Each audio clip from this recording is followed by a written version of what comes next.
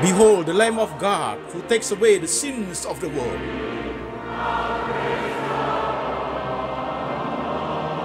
Jesus said, I am the way, the truth, and the life. No one comes to the Father but by me.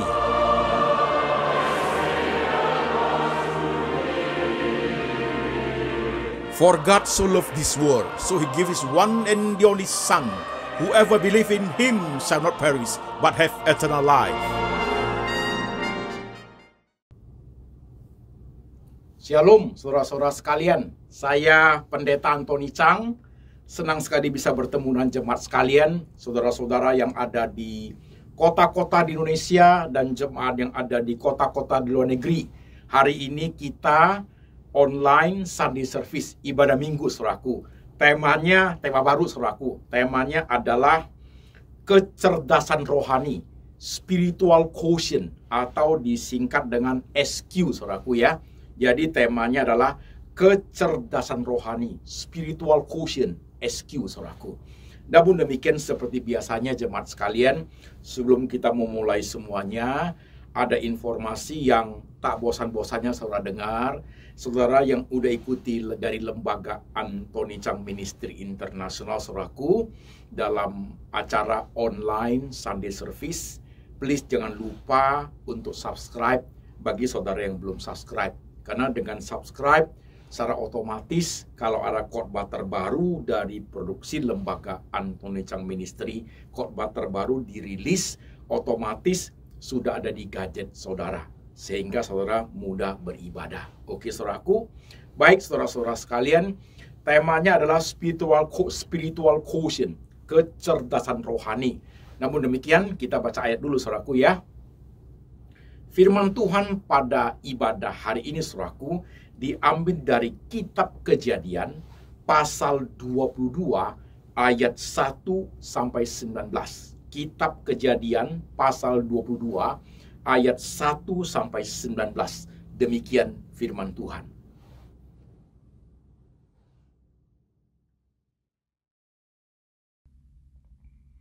Setelah semuanya itu, Allah menguji Abraham. Ia berfirman kepadanya, Abraham, lalu sautnya, ya Tuhan. Firman-Nya, ambillah anakmu yang tunggal itu, yang engkau kasihi, yakni Ishak. Pergilah ke tanah Moria, dan persembahkanlah dia di sana sebagai korban bakaran pada salah satu gunung yang akan kukatakan kepadamu. Keesokan harinya, pagi-pagi bangunlah Abraham. Ia memasang pelana keledainya dan memanggil 2 orang bujangnya beserta Ishak, anaknya. Ia membelah juga kayu untuk korban bakaran itu. Lalu berangkatlah ia dan pergi ke tempat yang dikatakan Allah kepadanya. Ketika pada hari ketiga Abraham melayangkan pandangnya, kelihatanlah kepadanya tempat itu dari jauh. Kata Abraham kepada kedua bujangnya itu, tinggallah kamu di sini dengan keledai ini, aku beserta anak ini akan pergi ke sana. Kami akan sembayang. Sesudah itu kami kembali kepadamu.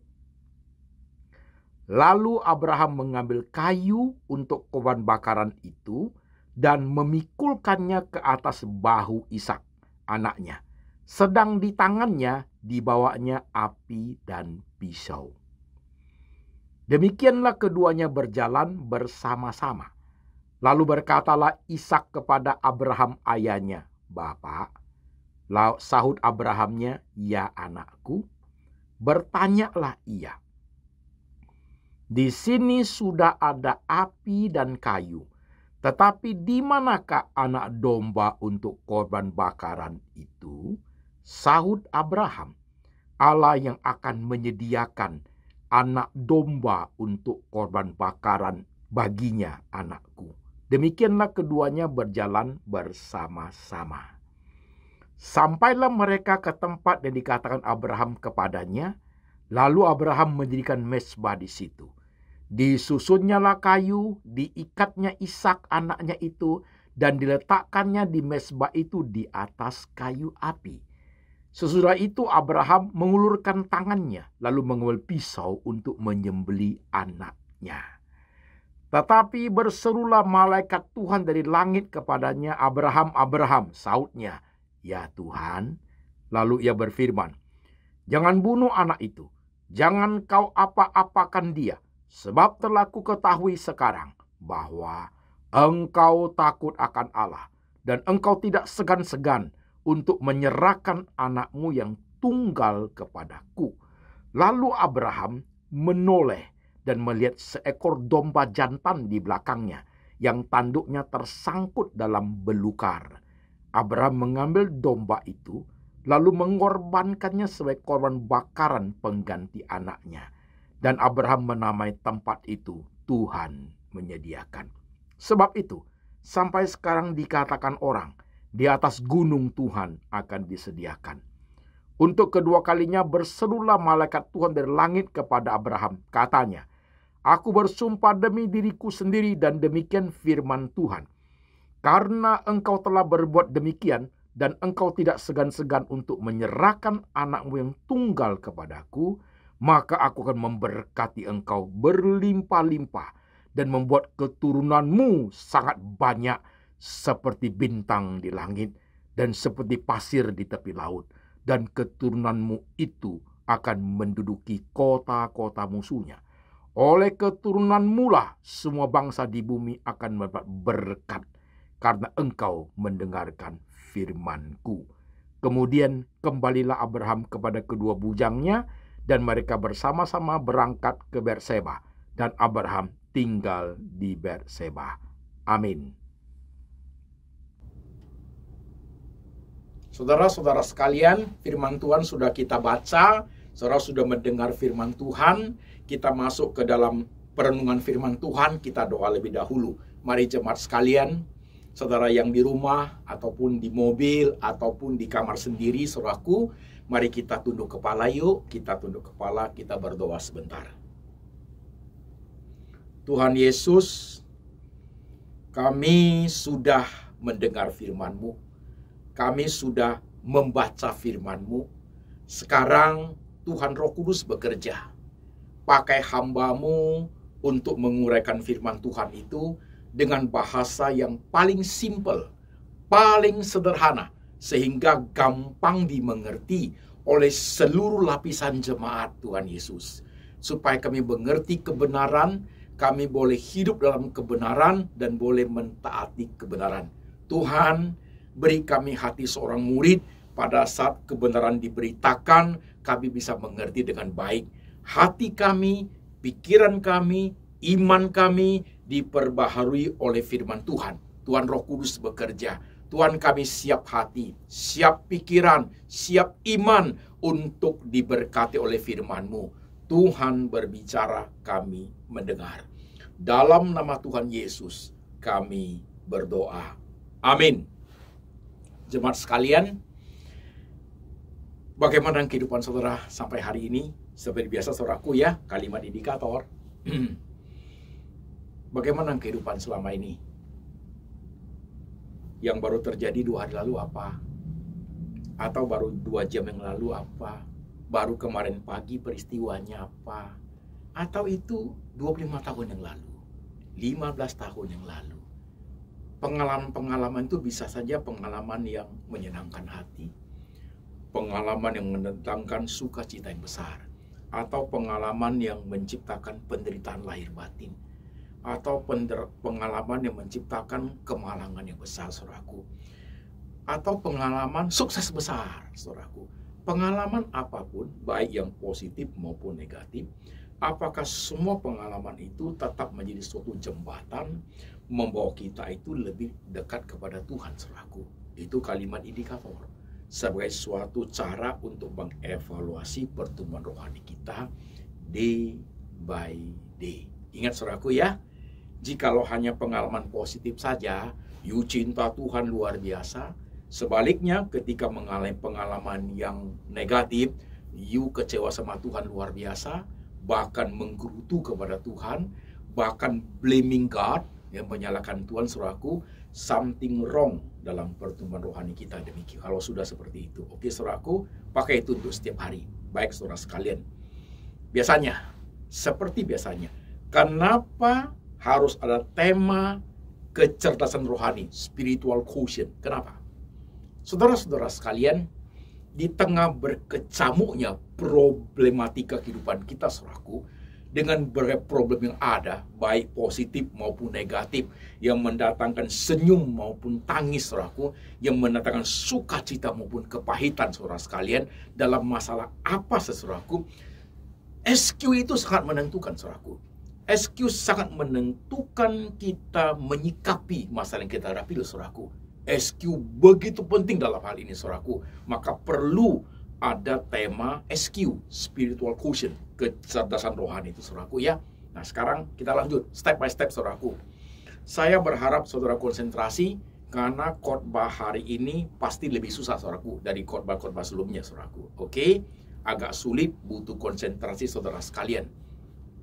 Saudaraku yang terkasih, SQ itu, saudaraku, pertumbuhan SQ itu, saudaraku, dia bukan muncul mendadak loh, saudaraku. Nggak bisa, saudaraku. Jadi anak Tuhan tiba-tiba cerdas rohani, nggak ada, saudaraku. SQ itu muncul, SQ itu bertumbuh dari hasil perenungan firman Tuhan dan pengalaman hidup mengalami Tuhan. Itu dua hal harus ada, saudaraku. Jadi SQ itu muncul dari perenungan akan firman Tuhan dan kaitannya dengan pengalaman mengalami Tuhan, experiencing God. Itu yang akan memunculkan kecerdasan rohani, saudaraku. Maka muncullah beberapa tipe orang Kristen, saudaraku. Ada 3 tipe saya buat, saudaraku ya. Tipe orang Kristen pertama, saudaraku, firman Tuhan tahu banyak, saudaraku. Pengalaman hidup ada, tapi firman Tuhan dengan pengalaman hidup menjadi terpisah, gak pernah berkait. Jadi orang Kristen tipe seperti, saudaraku, hanya teoritis, saudaraku. Firman Tuhan seperti textbook bagi dia. Oh, tahu banyak, saudaraku. Jadi seperti orang Farisi, hafal ayat-ayat, hafal semua, tapi pengalaman hidupnya nggak ada, saudaraku. Ibaratnya hari Minggu ke gereja, ketemu Tuhan Yesus hari Minggu di gereja. Biasanya di rumah, di mana-mana nggak ada lagi Tuhan Yesusnya, saudaraku. Nggak peduli mau apa kayak terserah, tapi kalau udah kerja Tuhan ada di situ. Jadi Tuhan Yesusnya hanya nginap di gereja, saudaraku. Ada orang Kristen tipe seperti itu. Jadi Alkitab bagi dia textbook. Pengalaman ya apa adanya lah. Itu tipe pertama. Tipe orang Kristen kedua, saudaraku, firman Tuhan yang dipelajari itu ada, pengalaman hidupnya ada, saudaraku. Tapi keterkaitan antara firman Tuhan dengan pengalaman hidupnya, saudaraku, itu jalannya natural, alami, saudaraku. Jadi dia tidak pernah punya keseriusan untuk memahami kaitan kedua hal itu, saudaraku. Jadi orang Kristen seperti itu tipenya disebut tipe Bengawan Solo, saudaraku. Bahasa Jepangnya juga ada. Nah, saudara kan ketemu teman-teman Kristen itu biasanya ngomong mengalir aja, Pak, mengalir aja, kayak sungai Bengawan Solo, saudaraku, mengalir aja. Yang penting mengalir aja. Jadi dia memahami firman Tuhan dengan hidupnya temporary, segmentasi. Kalau ini ya ini aja, ya mengalir aja lah, Pak. Apa yang ada natural aja. Nah, tipe orang Kristen nomor 2 ini, apakah bisa menciptakan SQ? Bisa, saudaraku, tapi tidak solid. Tidak solid, saudaraku. Ada tapi tidak solid. Nah, tipe orang Kristen ketiga, saudaraku, firman Tuhan yang dia pelajari dengan pengalaman yang dia hadapi, saudaraku, itu saling berkait, integrate, saudaraku. Nah, ini tipe orang Kristen disebut tipe thinker, tipe memikir, saudaraku. Dia akan melihat keterkaitan itu. Nah, orang seperti itu, pertumbuhan SQ-nya jauh lebih solid. Pertumbuhan SQ-nya jauh lebih tertata dengan baik, saudaraku. Dia bisa melihat keterkaitan semua hal, atau dia bisa melihat benang merah dalam hidup dia, saudaraku. Nah, ini membedakan setiap orang Kristen yang ada. Oke, saudaraku, ini intro ya. Nah, saudara sekarang perhatikan. Dalam SQ itu ada 5 kontennya, saudaraku. SQ itu kontennya ada 5 poin, saudaraku. Nanti saya jelaskan satu persatu, saudara dengerin dulu. Dalam SQ itu kontennya ada 5 kotak, saudaraku. Kotak pertama disebut awareness, yaitu atau disebut kepekaan, saudaraku. Apa itu kotak pertama kepekaan itu? Kepekaan itu adalah kesigapan orang Kristen itu, ya, sigap menanggapi setiap persoalan dihadapi. Persoalan apa saja, mau suka, mau duka, mau pahit, mau getir, mau sukses, persoalan apa aja, dia sigap menanggapinya, saudaraku. Itu harus ada, itu SQ, saudaraku. Yang kedua, tadi kepekaan. Yang kedua, saudaraku, pertama kepekaan, awareness, saudaraku, ya. Yang kedua itu keterkaitan, saudaraku. Itu disebut benang merah, integrate, keterkaitan. Jadi kotak kedua adalah kontainer SQ, itu adalah orang Kristen itu mampu melihat keterkaitan setiap masalah yang dihadapi, saudaraku. Dalam semua masalah dia bisa melihat benang merahnya, itu keterkaitan. Oke, saudaraku. Nah, kotak ketiga, saudaraku, kestabilan iman.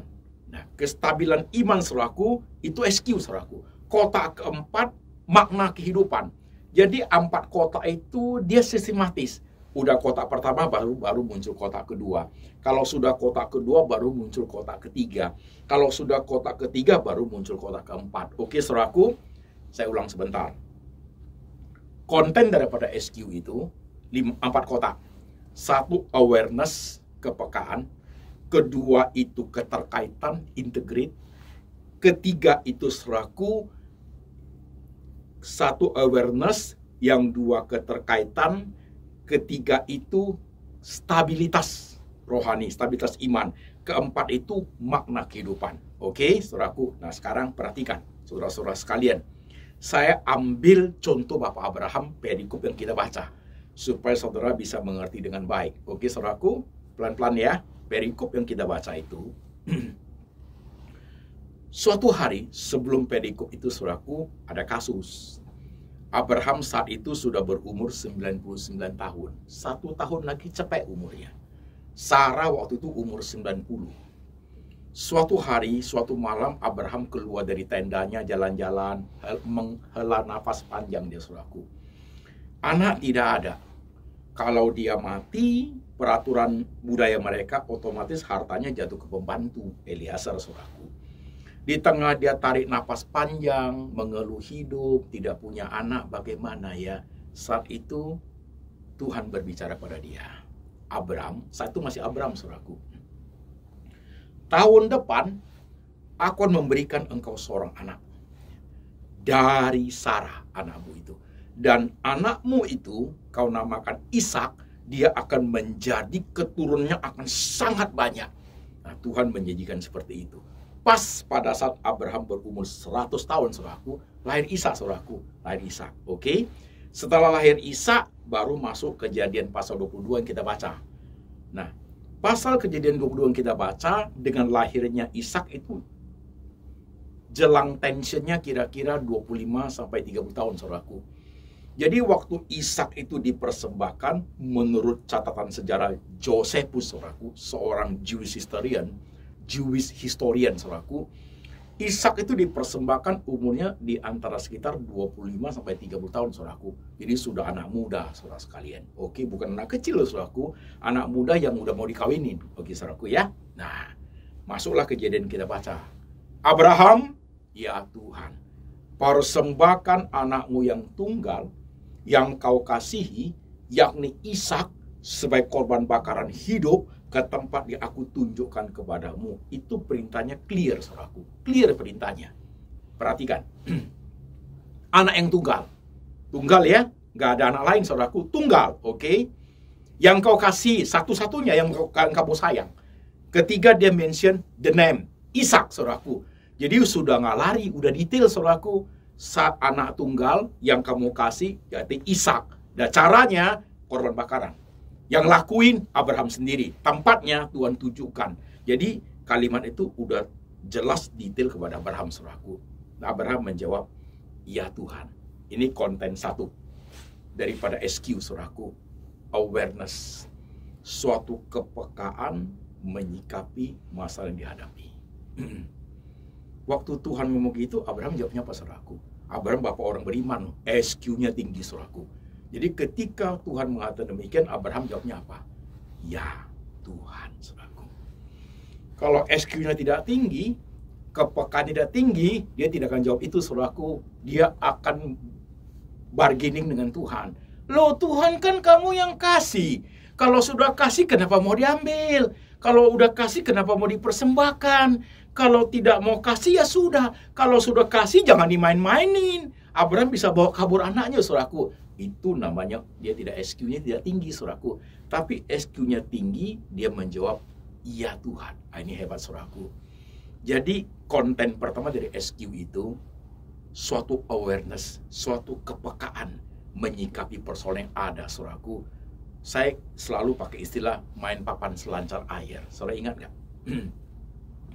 Orang yang main papan selancar air, saudaraku, dia tahu kapan dia harus berhadapan ombak, kapan ombaknya turun, dia ikut ke situ, baru dia bisa main.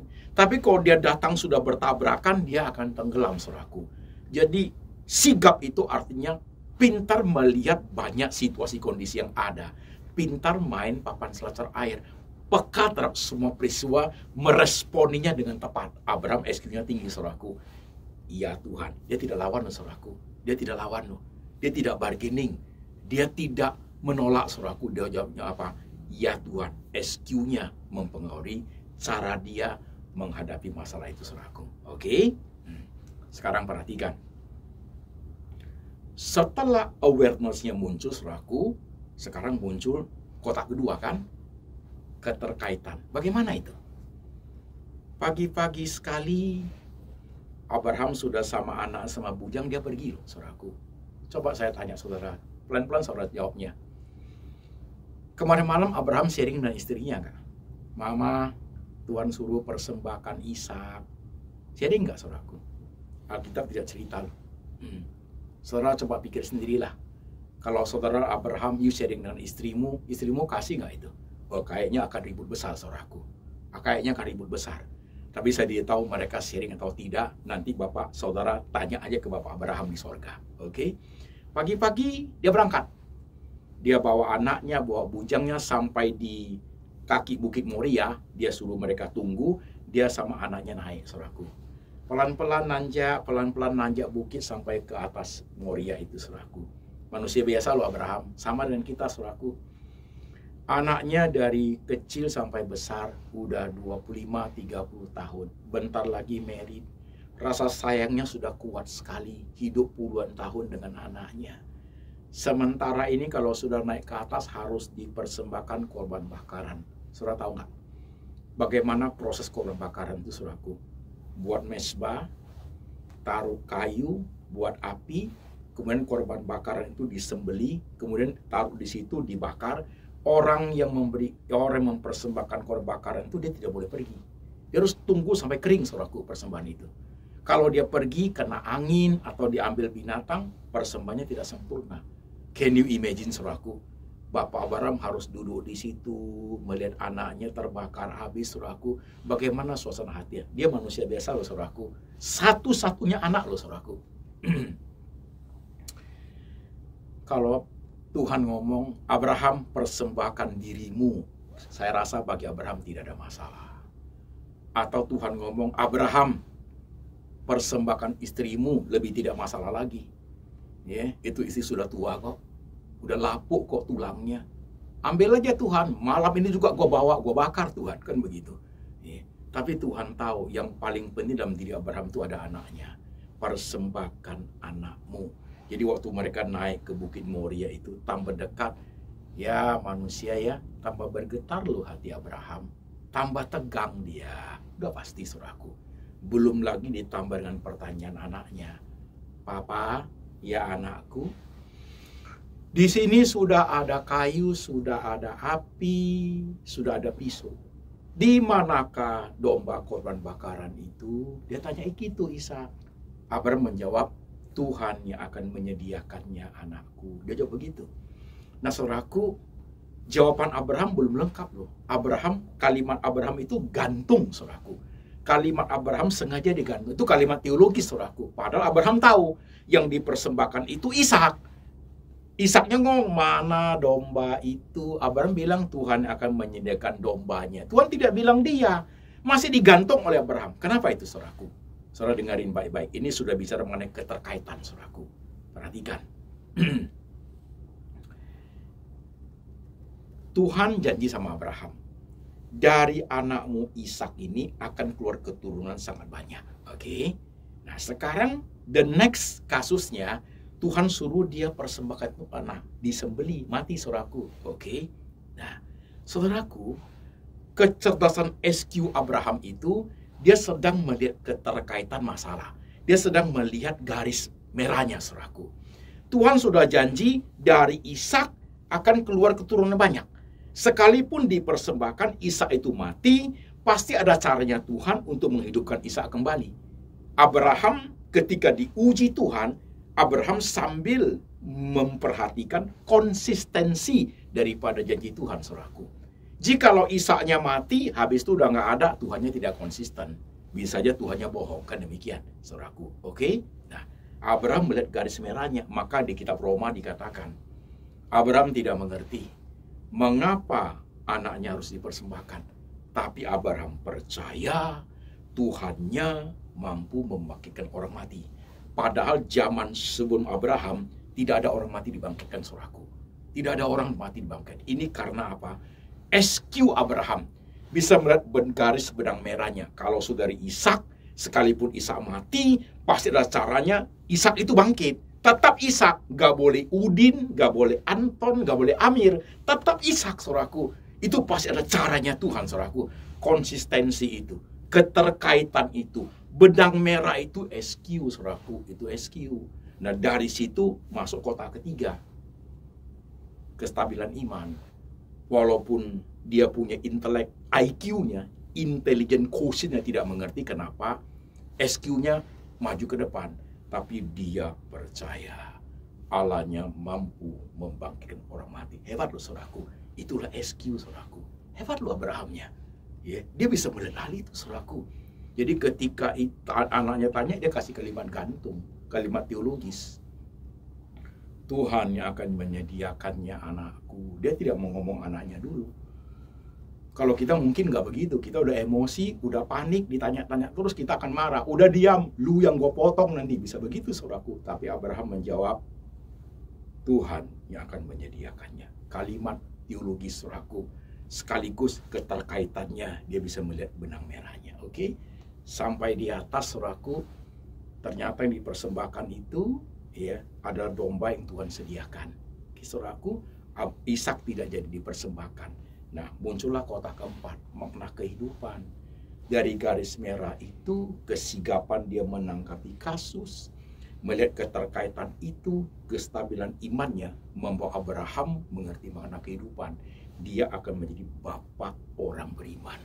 Dari keturunan dialah, itu umat akan tersebar di seluruh dunia, saudaraku. Itu SQ, saudara sekalian. Itu SQ.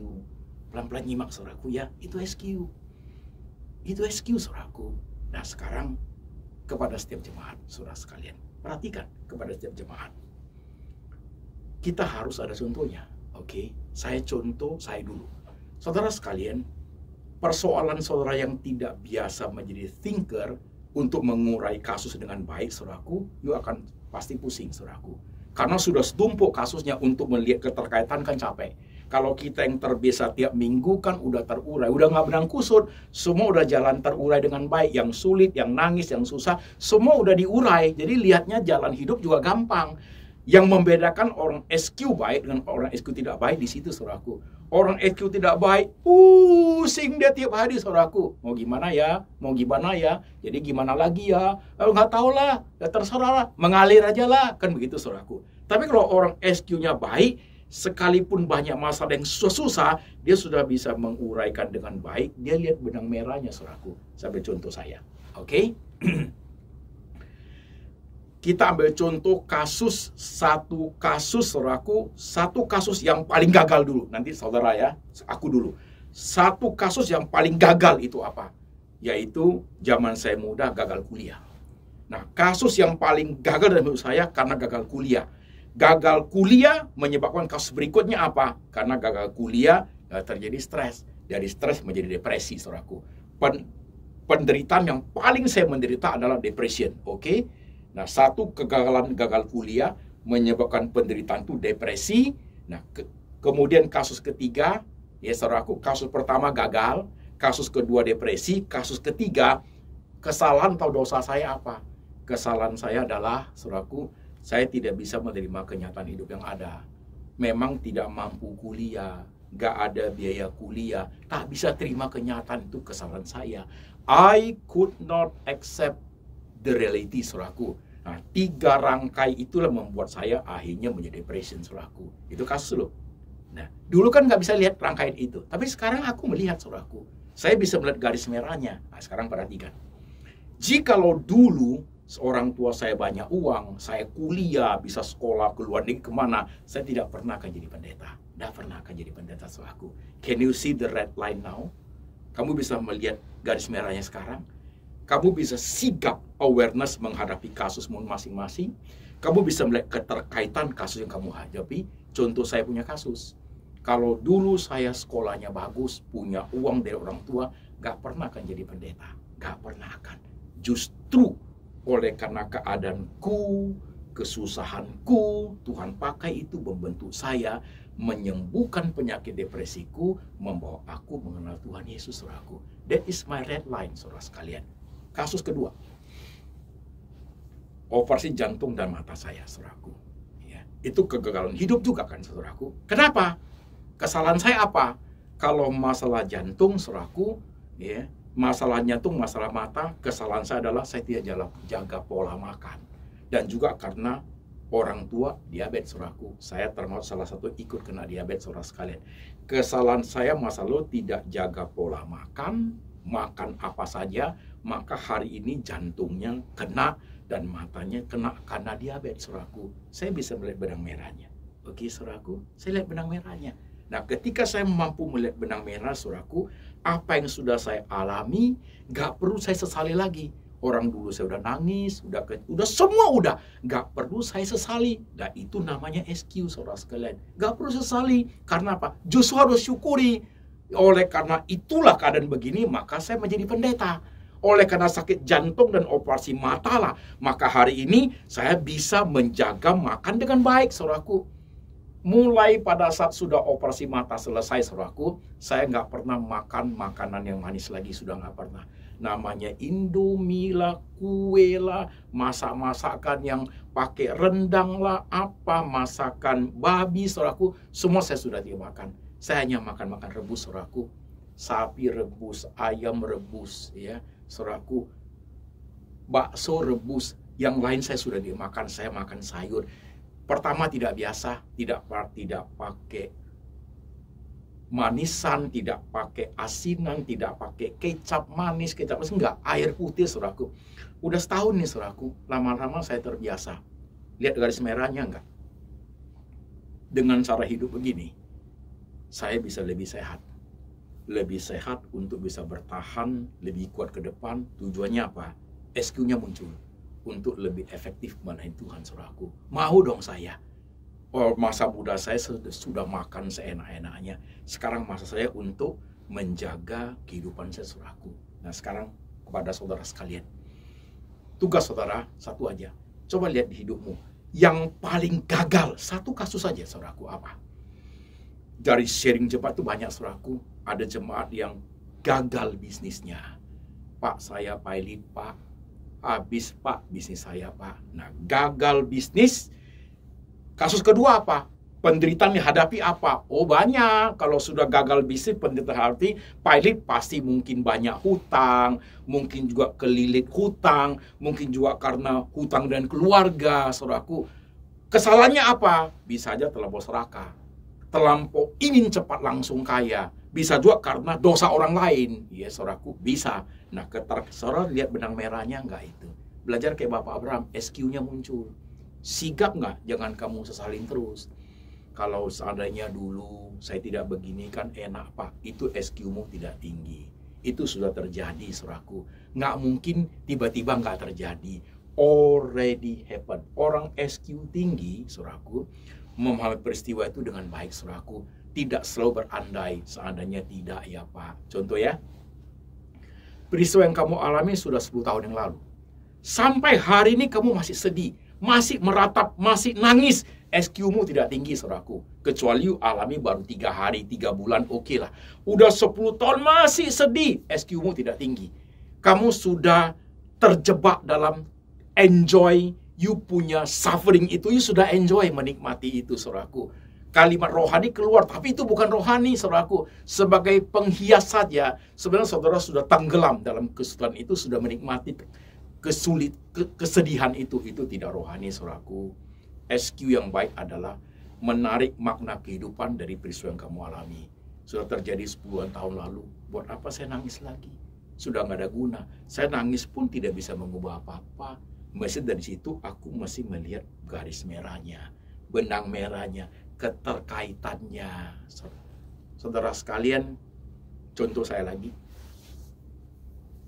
Pertama, waktu married, istri hamil, anak pertama meninggal, saudaraku. Tertali hari, saudara sekalian. Saat itu shock, udah pasti, saudara sekalian. Oke? Nah, setelah meninggal, ini sudah lama sekali. Udah berapa? 20 tahun, saudaraku ya. Buat apa saya tangisi? Buat apa saya ratapi? Nggak ada gunanya, saudaraku. Lihat garis merahnya loh. Apa kesalahannya? Mungkin kesalahan istri, kesalahan dokter, kesalahan kita bersama bisa. Penderitaan apa? Kehilangan. Tapi toh kalau sudah terjadi, apa saya harus meratap seumur hidup? Nggak penting. Toh Tuhan memberikan anak-anak yang lain. Sekalipun Tuhan tidak beri anak pun, tidak perlu saya meratapi seumur hidup. Itu tidak, SQ-nya tidak bagus, saudaraku. Jadi hidup dalam penyesalan yang gak habis-habisnya. Anak Tuhan gak boleh begitu. Jadi dia, makna hidupnya gak ada artinya. Gak bayar, harga yang dia bayar itu, air mata itu, tidak ada makna spiritual yang dia tarik. SQ-nya rendah, saudara sekalian. Nah, sekarang saya kasih PR buat jemaat sekalian. Coba perhatikan hidupmu hari ini, khotbah ini ya. Tugas nih, PR nih. Pilih satu kasus dalam hidupmu yang paling gagal. Itu apa? Satu kasus itu, dia akan menimbulkan penderitaan yang paling menderita itu apa? Oke? Kasus yang paling gagal itu apa? Menyebabkan penderitaan yang paling menderita itu apa? Dan yang ketiga, ya, kesalahanmu apa? Dosamu apa? Atau dosa orang lain yang membuat kamu seperti itu apa? Nah, 3 peristiwa itu, coba kamu lihat benang merahnya. Coba kamu melihat keterkaitannya. Belajar SQ seperti Bapak Abraham. Saudara sekalian. Dari situ saudara tumbuh. Itu baru satu kasus loh. Gimana kalau saudara menjadi orang yang terus menggumul berbagai hal. Kita banyak peristiwa yang kita hadapi, saudaraku. Benang khusus itu terurai dengan satu-satu dengan baik. Makna rohaninya, saudaraku. Nutrisi rohani itu banyak, luar biasa. Hanya karena orang Kristen itu mau enak saja hidup dia. Dia tidak mau ada kesulitan, maka SQ-nya sangat rendah, saudaraku. Sangat rendah. Dia tidak pernah lagi mengambil makna hidup yang sangat bernilai itu dari air matanya. Dia nggak pernah. Dia nggak mau, saudaraku. Semua masalah negatif yang dia hadapi itu, dia lihat sebagai sial. Aduh, kasihannya orang Kristen. Maka setiap khotbah saya ngomong, kalimat positif, kalimat negatif, apakah tetap menjadi jembatan membawa kamu lebih dekat kepada Tuhan? Itu melatih SQ, melatih kecerdasan rohani lo, jemaat sekalian. Saya tidak tahu yang kamu alami apa, jemaat. Tapi mau engkau belajar seperti ini. Khotbah hari ini memang susah, tapi kok you bisa jalani dengan baik. Rohanimu luar biasa, saudaraku. Rohanimu luar biasa. Jemaat yang ada di kota di Indonesia, yang ada di kota-kota luar negeri, kasusmu beda-beda kan? Maka PR-nya, ambil satu kasus dalam hidupmu, mau kapan punya boleh. Mau 20 tahun yang lalu, mau 15 tahun yang lalu, mau yang kemarin, kasus yang paling gagal dalam hidupmu. Ambil itu satu, yang menyebabkan paling menderita apa. Yang kedua, kemudian kesalahan dosa itu apa. Coba lihat keterkaitan benang merahnya. Coba lihat ke stabilitas imanmu seperti apa. Coba tarik dari situ makna hidupnya apa. Coba awareness suatu kesigapan melihat kasus itu apa. Dulu aku terus menyalahkan. Sekarang saya nggak mau lagi, Pak. Saya bisa melihat dengan baik, Pak. Begitu. Itu SQ-mu bertumbuh, saudaraku. Saudara mau? Di tengah zaman hidup pikuk, saudaraku, SQ sangat menentukan. Karena SQ dihasil dari perenungan akan firman, dengan mengkaitkan pengalaman hidup yang kita alami. Firman Tuhan and experiencing God menjadikan kita menjadi orang Kristen yang SQ-nya bagus, saudaraku. Saudara mau? Lihat dirimu masing-masing. Saya tidak tahu air matamu. Saya udah kasih contoh hidup saya, saudaraku. Saya bangga dengan hidup saya hari ini, saya jadi pendeta. Saya bangga, saudaraku. Ada kesuksesan yang saya raih. Ada rumah tangga, anak-anak saya oke, saudaraku. Saya jadi pendeta, menjadi berkat bagi banyak orang. Oke, itu kesuksesan yang saya raih. Saya lihat benang-benang merah, saudaraku. Benang merahnya, saudaraku. Di tengah kesuksesan menjadi pendeta itu selalu dengan apa? Depression, jantung, mata, berkesulitan, air mata. Saya pergi ke banyak kota, tinggalin keluarga itu bukan sehari dua hari, bertahun-tahun, saudaraku. Tiap minggu terbang ke kota lain. Ya, setiap tahun terbang ke negara lain, saudaraku. Saya jalin sampai umur segini, saudaraku. Saya melihat semua garis merahnya. Saya melihat red line. Saya melihat keterkaitannya. Saya melihat konsistensi berat Tuhan. Saya sebagai hamba Tuhan tak pernah ditinggalkan. Never, saudaraku. Sekalipun saya harus nangis dalam kesulitan, sekaligus saya harus menempuh bahaya, sekalipun saya harus menempuh bahaya pisau operasi, saya harus menempuh bahaya kebutaan mata, saya harus menempuh bahaya bunuh diri karena depression, saudaraku, tapi aku melihat benang merahnya. Oleh karena semua peristiwa itu, maka hari ini aku menjadi pendeta Anthony Chang, saudaraku. Saya bangga dengan hidup saya. Saya bangga dengan semua pengalaman yang terjadi di mana tangan Tuhan turut campur tangan di situ. Saudara mau belajar ke sana? Oke, mari jemaat sekalian, kita tundukkan kepala kita sebentar. Jemaat yang disayang Tuhan, lihat dirimu masing-masing. Tuhan ingin engkau punya kecerdasan rohani itu bertumbuh dengan baik. Kepintaran rohani untuk menguraikan semua kasus yang ada. Benang-benang kusut itu tidak lagi menjadi kusut, walaupun ada air mata di situ, ada kekecewaan, ada penderitaan, ada kegagalan, ada kesuksesan yang diraih, tapi sudah bisa melihat garis merah, red line, di mana Tuhan bekerja lewat situ. Tuhan bekerja dalam segala hal untuk mendatangkan kebaikan bagi setiap kita yang mengasihi Dia. Saudara lihat diri saudara masing-masing hari ini. Jangan sesali apa yang sudah kamu alami ya, tapi pintar menarik makna kehidupan daripada senyum dan tawa yang kamu lewati hari demi hari. Coba lihat dirimu masing-masing. Kau yang masih muda sekali, Tuhan pasti mengajar engkau.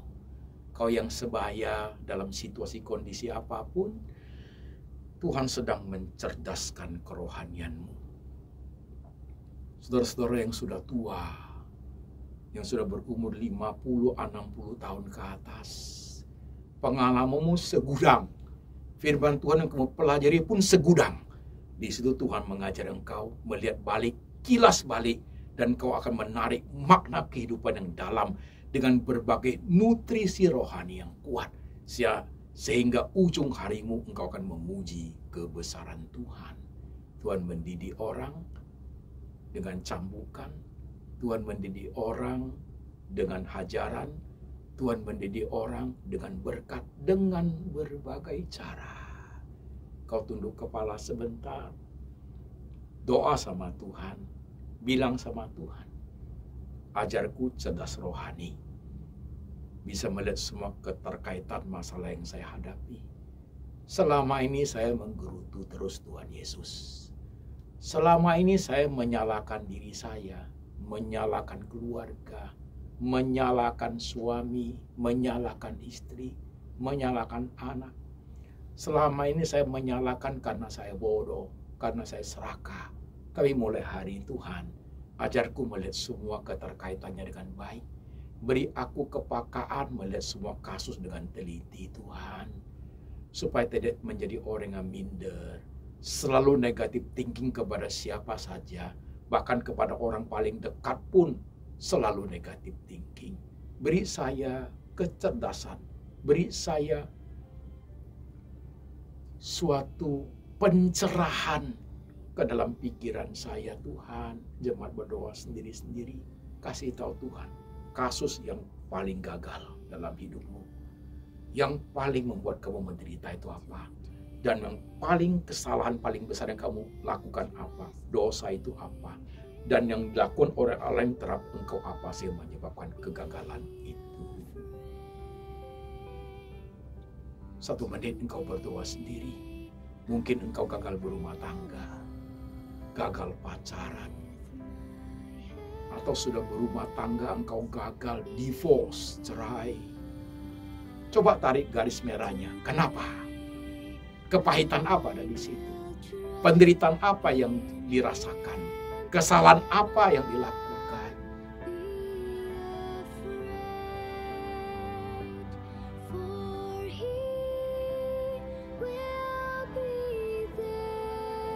Tuhan Yesus, hamba berdoa untuk umat-Mu Tuhan. Baik umat-Mu yang ada di kota Jakarta, Medan, Surabaya, Bandung, Semarang, Jogja, Manado, Makassar, di banyak kota-kota Indonesia. Dan jemaat yang ada di luar negeri, di Amerika, di Eropa, di Taiwan, Hong Kong, Malaysia, Penang, yang ada di Melbourne, Sydney, Perth, di kota-kota lain. Tuhan Yesus, di tengah semua kemelut yang mereka hadapi, berbagai persoalan yang mereka arungi, Tuhan beri mereka kecerdasan rohani, bisa meneliti dengan baik Tuhan, bisa menjadi pintar, sigap dalam melihat semua keterkaitan peristiwa itu, dan melihat Tuhan ada di balik semua peristiwa itu untuk mendatangkan kebaikan buat setiap umat-Mu ya Tuhan.